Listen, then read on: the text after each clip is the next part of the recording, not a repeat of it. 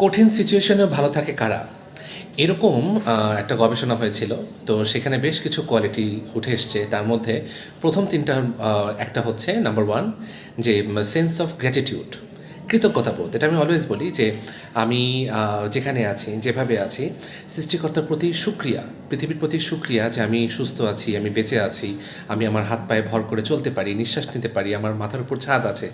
এই যে ফিলিং, এই যে একটা অনুভূতি এবং এইভাবে চিন্তা করার ফলে যে আপনার শরীর, মনে, আত্মায় যে একটা মানে ভালো মানুষের ছাপ চলে আসে যে আপনি কৃতজ্ঞ এবং হচ্ছে আপনি একটা মানে আপনার হৃদয়টা একটা পজিটিভ ফিলিং দিয়ে আপনি দিনটা শুরু করছেন।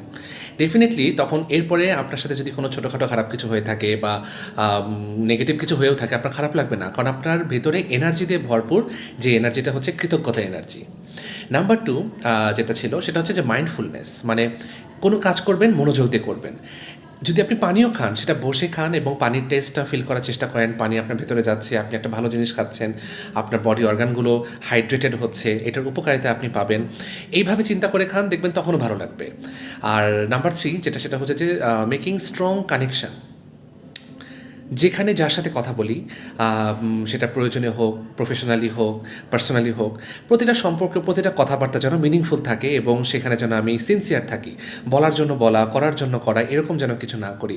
আমার সম্পর্কগুলো যদি আমার জন্য একটা স্ট্রেংথ থাকে, আমার ইন্সপিরেশন থাকে, আমার কথাবার্তার মধ্যে যদি কৃতজ্ঞতা বোধ থাকে, আমার বেঁচে থাকা আমার কাজকর্মের মধ্যে যদি মাইন্ডফুলনেস থাকে বা মনোযোগ থাকে, খারাপ লাগা তো আমার কাছে আসতে পারবে না, ভর করতে পারবে না এবং কেউ কিছু বললে সেটার ইম্প্যাক্ট আমার কাছে থাকবেই না, কারণ বাইরের কোনো জিনিসের দরকার নেই, তো ভেতর থেকেই আমি একটা পজিটিভ মানুষ হয়ে যাচ্ছি সেই ক্ষেত্রে।